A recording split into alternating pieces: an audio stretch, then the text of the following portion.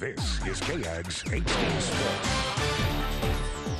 63 and 671. That's how many points and yards the Aggies put up on Auburn when the two teams played a little less than a year ago.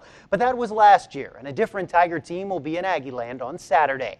The Aggies' 63-21 win dropped Auburn to 1-7, 0-6 in SEC play last season. Head coach Gene Chizik was later fired, and the Tigers went winless in conference play.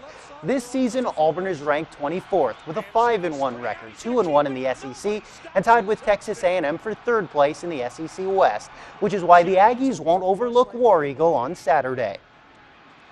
Once the game began, it felt like we just ran up and down the field on them. I thought their players really didn't want to play at that particular time. This year's team, you watch the tape, and they're a totally different team. Defensively, those guys are playing extremely hard. They're very talented. One of the more talented defenses we'll see all year. So the Aggies return to Kyle Field for the first of 4 straight games, an SEC West battle at 2:30 on Saturday afternoon. We'll have all the highlights and post-game sound that night on Aggie Sports Overtime. Texas A&M has had its share of injuries, and it seems the Dallas Cowboys can relate. Star defensive end DeMarcus Ware was hurt in Sunday's win here on KAGS against the Redskins. No relation to KAGS, though. Ware has played in 134 straight games, a streak that dates back to 2005, but a pulled quadriceps muscle could sideline him for 3 to 4 weeks. The 31-year-old says he won't miss a month, and the Cowboys have not ruled him out for Sunday. But running back DeMarco Murray will likely miss this Sunday's game against the Eagles after spraining his knee against Washington on Sunday.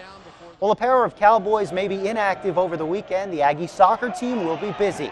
Winners of 5 straight SEC games, including an overtime thriller Friday against Arkansas, the ladies play at Alabama on Friday night and then travel to Georgia for an early afternoon match on Sunday. Our first time that any of these players have ever gone to Alabama to play in Tuscaloosa, and the first time that the program has ever played at Georgia. So it would be a weekend of firsts, hopefully a weekend of first positive results at those places. And hopefully Bama and Georgia can keep the stadium lights on, because the Detroit Tigers could not today in Game 3 of the ALCS. No Beyonce performance. Not sure if NFL Commissioner Roger Goodell had anything to do with this, but it was a power outage, much shorter though, only 17 minutes of that Super Bowl blackout, which was more than half an hour. It helps that the game is outside and in the afternoon. Right now the Red Sox are winning that game in the bottom of the 8th inning, 1-0, a Mike Napoli home run off of Justin Verlander. We'll have the highlights of that tonight at 10. So the only power outage there wasn't just with the lights, a power outage with the bats too right now. The Tigers offense, exactly. A little play on words there. Chris and I'll be right back.